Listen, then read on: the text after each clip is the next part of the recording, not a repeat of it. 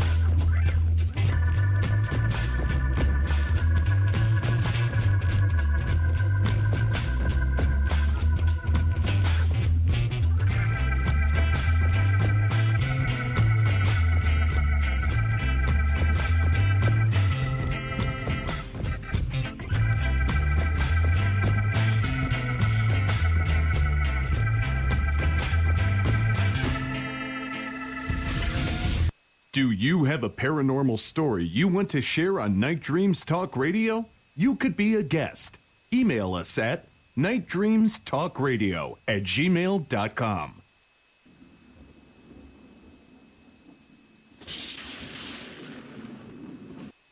You're listening to my friend Gary Anderson on Night Dreams Talk Radio, the best in paranormal radio. Well, thank you, John. We're back here with Calvin Parker talking about his experience of abduction back, many years ago. I noticed during the break we had a lot of phone calls come in. I said about 5 minutes after the hour, I'll start taking phone calls. Again, if you want to talk and ask Calvin a question, the number here is 1-253-203-6681. That's 1-253-203-6681. Unfortunately, I can only take about one call at a time because one of my main computers is down. Hey, Calvin, how you doing?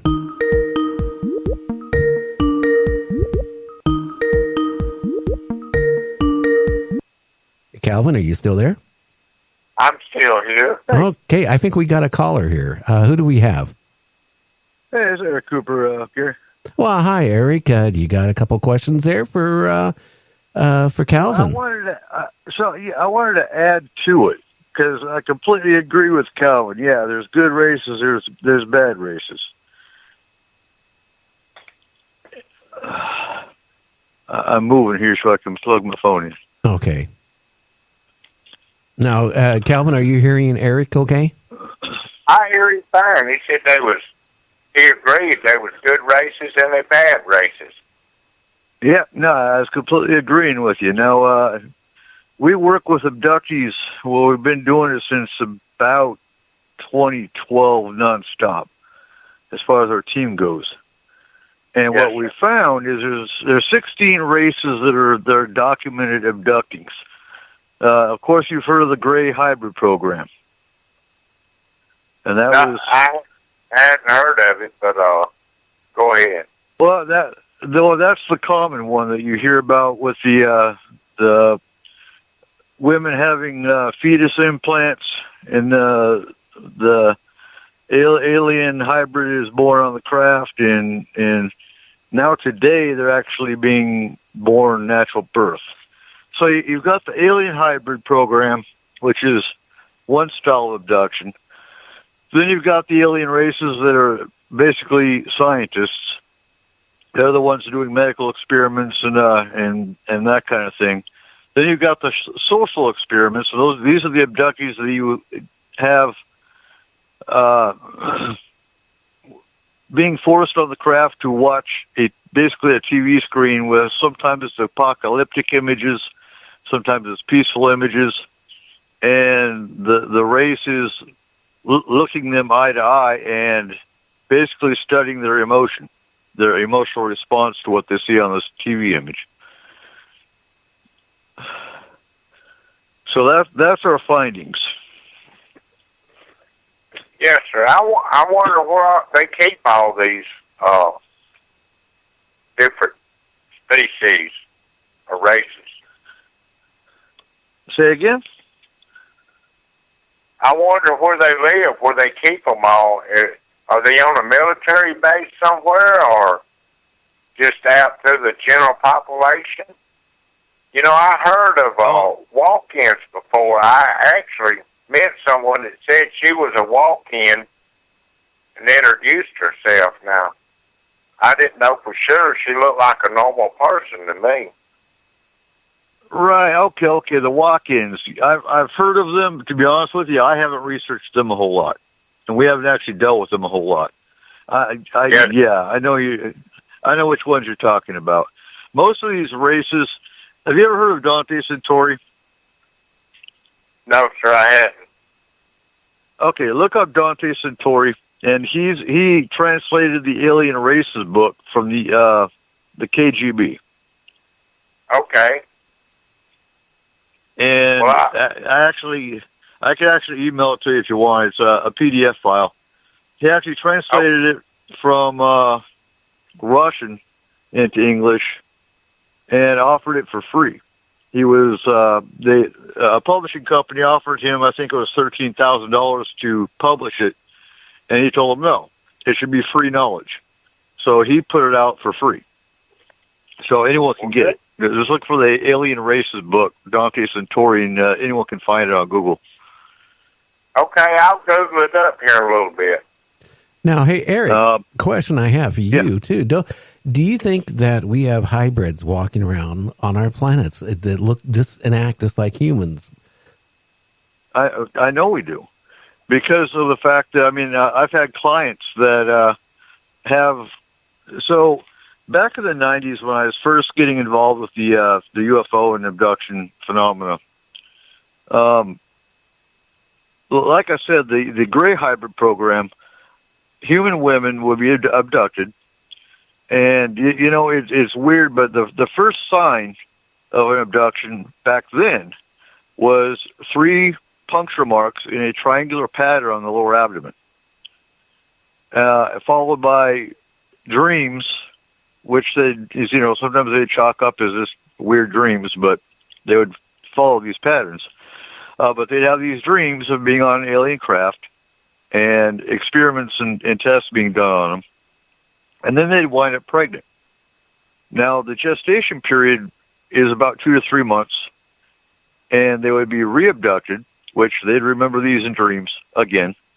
And they would, in these dreams, the fetus is removed, and it's put in an alien nursery on the craft. And all this is documented also in Dr. David Jacobs' book, Secret Life of Alien Abduction.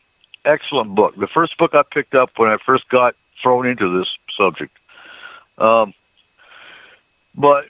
and there's many cases. This is actually documented where they went to a doctor, and the doctors knew they were pregnant, but there's no fetus. It's just gone, missing. There's no no internal abortion. There's no tissue absorption. Nothing. It's just a missing fetus. And then shortly afterwards, they would start having recurring dreams of being taken back on the craft and encouraged to hold this alien hybrid toddler. But now, okay, so today, two things are happening. Some abductees that we're seeing today are reporting that it's alien hybrids that are abducting them with the old school Greys observing, and two, some of the women are being abducted, being implanted or impregnated, returned, and allowed to have a natural childbirth on Earth instead of being re-abducted and having the fetus taken out on craft. So yes, you're seeing hybrid children being born on Earth today naturally. But what is the purpose? Again, we do have clients that know this but haven't told their children this, and their children are like in their teens about now. Yeah, but what's the purpose of creating hybrid humans, humanoids walking around the Earth? Is it for a good motive or is it for a bad motive? I've got two different stories on that. Some is there's basically a war between different races that's going on, and these, depending on which hybrid you're talking about, which race it is, there's thousands of races. So, different scenarios depend on which race you're talking. So there's the good and the bad, basically. And we're in a window, and again, a lot of this I've heard from Mark Keith, who is our alien race specialist on both S4 and with Enforcement Paranormal. And two, Dante Satori, which it's unique in that the information in the Alien Races book correlates a lot with what Keith has told us and what I've researched independently over the years. So, again, I don't just Google in, oh my God, it must be true because it's on the internet, No. I've been researching this for close to 20 years. But the other side of it is when the human race is essentially ready for the Galactic Federation, for lack of a better term, the hybrid is supposed to be kind of like a mediator between the human race and the other races. If we can ever get past our own violence, and we're a violent race. So a lot of races want nothing to do with us. I wonder why. Right? Well, you ever think that that they could be the opposite, that they're actually, the hybrids are basically here to take over our planet and take over our government and all this stuff? I haven't gotten that sense. I really haven't. I just find that, when they abduct somebody, to do it against somebody's own wishes, and they know that when they abduct, just like Calvin, he was abducted, him and his friend, right? They didn't come up and say, hey, Calvin, we're going to abduct you. We're going to experiment on you. We're going to do whatever, and do all these experiments on your body. They didn't ask him. They just did it. So I fully agree. That if a humanoid race of aliens can do that, I don't look at them as being friendly towards humans. They have other motives there, because it'd be a little bit different if they came and said, hey, look, we're from another planet. This is this. We just want to examine you. We're not going to hurt you. Of course, most people would freak out, or 99.9% of people would freak out. But when they do it without somebody's permission and impregnate somebody, or take their DNA when they examine, we don't even know if Calvin had his DNA taken, and he has 10,000 offsprings from his abduction. Mm-hmm.